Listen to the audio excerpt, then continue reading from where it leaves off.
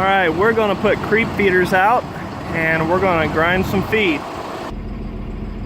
Got both tractors running, warming up a little bit.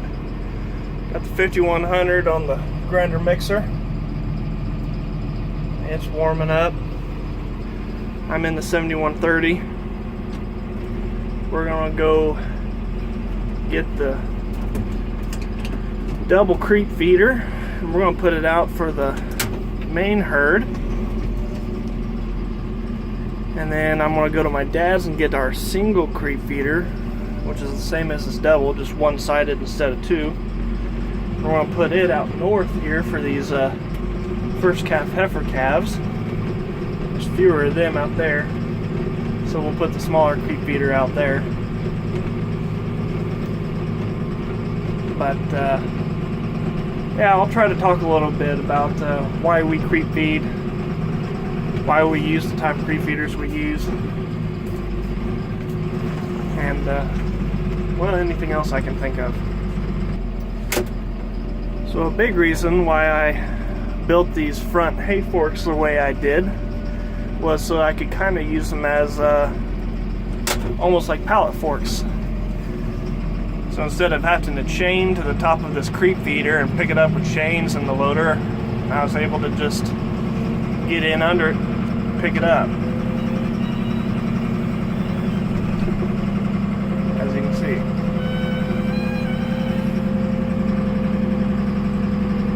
So let's go put it out for the cows. Alright, let's talk about this creep feeder real quick and why I'm putting it where I'm putting it. So right there in the center of the screen, maybe you'll be able to tell there's a high spot, kind of a hill.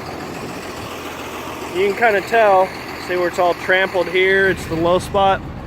It's a lot firmer and drier on top where it's a hill. That's where we'll put the creep feeder. So it's up high, because the calves are going to muddy it up, but this will keep it up out of the muck. So as you can see, the divider bars are positioned up, and the reason for that is really just to make it more compact and to transport it. I'll pull those down and bolt them to the side. There's a bolt right there, and it goes through that hole right there. We'll put those down, and that makes it to where only the calves can access the creep feeder and the cows can't get to it.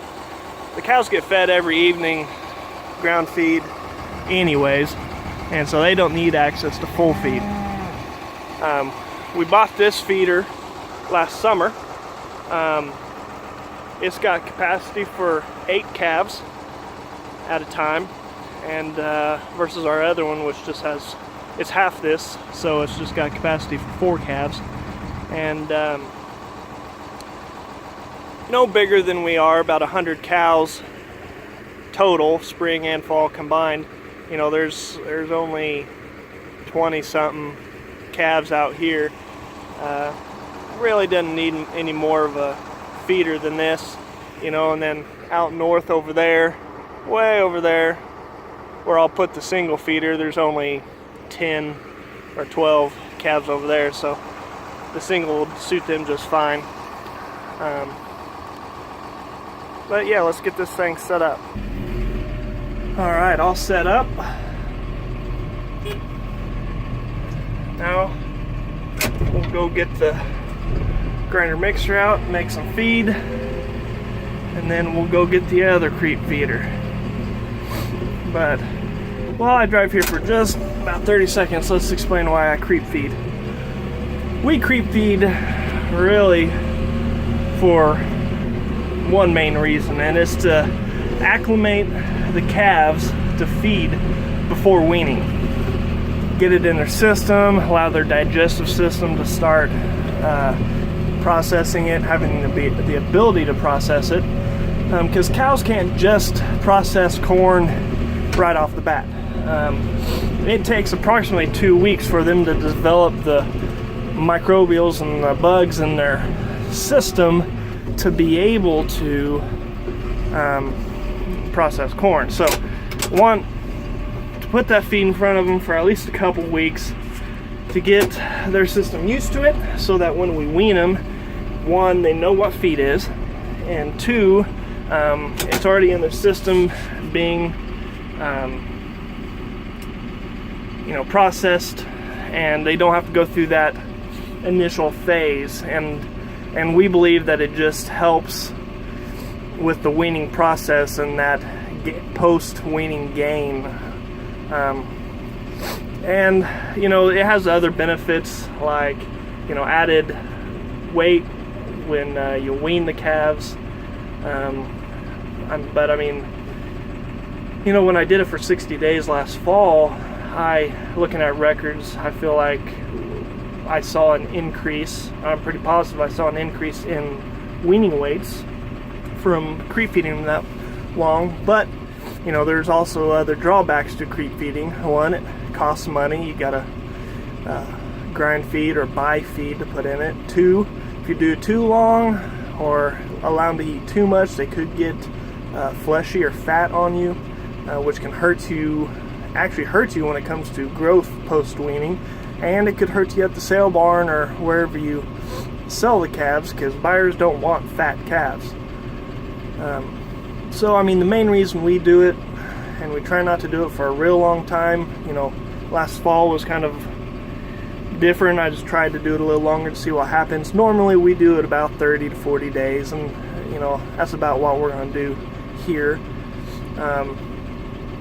And so that's kind of why we do it. We feel it just helps them at weaning time. They already know what feed is. You know, these calves, their mom's been getting fed in a feed bunk all winter, so the calves know what feed in a feed bunk is, so they're already bunk broke.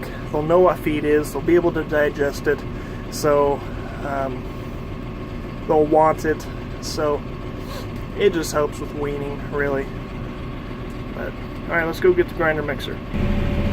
All right, change of plans. We're gonna go get that other creep feeder while this tractor's running. Might as well do that, and then I can put this tractor up because I won't need it after that. So we're on the road, headed to my dad's. All right, well, here's our single feeder.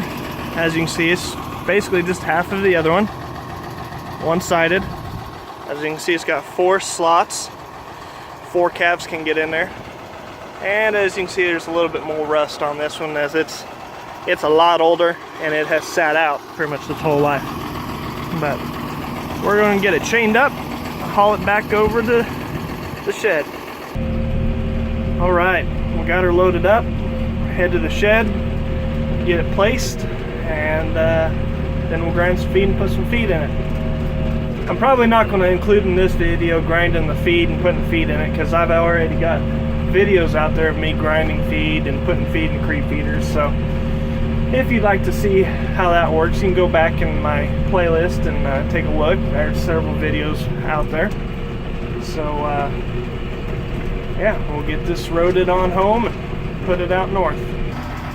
Alright, this is going to be its home for a little while. Kind of up next to the shed, on an incline, up out of the mud. Again, kind of like the other one. Try and keep them up out of the mud, keep them where the water's going to drain. So, alright, next thing to do is to grind some feed and put in it. See you guys later.